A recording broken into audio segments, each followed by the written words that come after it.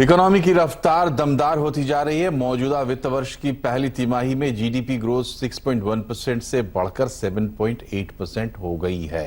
ये पिछली 4 तिमाहियों में सबसे ज्यादा ग्रोथ है। हालांकि सालाना आधार पर ईयर ऑन ईयर 13.1% की ग्रोथ घटकर 7.8% हो गई है। वहीं तिमाही आधार पर जीवीए 6.5% से बढ़कर 7.8% हो गया है। सालाना आधार पर ये 11.9% से घटकर 7.8% हो गया है। जीडीपी के आंकड़ों पर बात करने के लिए हमारे साथ जुड़ गई हैं आईसीआरए की चीफ इकोनॉमिस्ट अदिति नायर। अदिति, बहुत बहुत स्वागत है आपका सीएनबीसी आवाज पर। क्या की टेक अवेज है इन डेटा से? Thank you. देखिए, पहला तो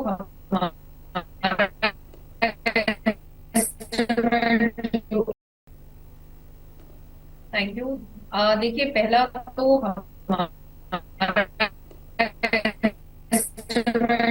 जो इस क्वार्टर के जीडीपी ग्रोथ का था वो इससे ऊपर था। तो एनएसओ ने आज बताया है इससे ज्यादा ऑप्टिमिस्टिक था 8.5% पर, और परसेंट का एस्टिमेट अपनी तरफ से लगाया था। तो पहली बात तो ये ग्रोथ एक्सपेक्टेशन से हल्की सी कम है, तो थोड़ी सी डिसअपॉइंटिंग ग्रोथ है। और अगर हम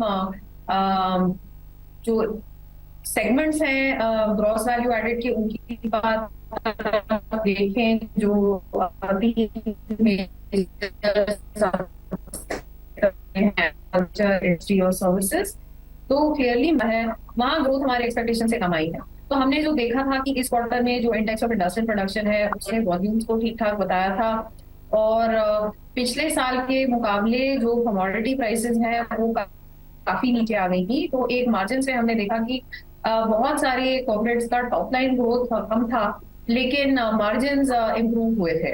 तो यही हमने कैरी फॉरवर्ड करके जो अपना एस्टिमेट लगाया था मैन्युफैक्चरिंग की जीवीए ग्रोथ का, उससे जो एनएसओ ने प्रोजेक्शन दी है, जो उनका पहला एस्टिमेट है इस क्वार्टर के लिए, वो काफी कम है। तो ये एक मेन एरिया है जिसकी वजह से ग्रोथ हमारे अनुमान से कम आई।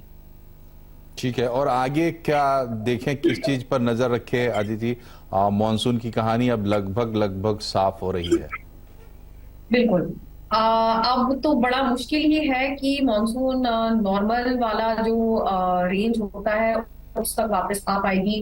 तो हमें लगता है कि जिस तरह से अगस्त का महीना निकला है, अब आई थिंक काफी क्लियर ही है कि ये पूरा मॉनसून सीजन बिल्कुल नॉर्मल ही कैरेक्टराइज होगा जब तक सितंबर का महीना खत्म होगा।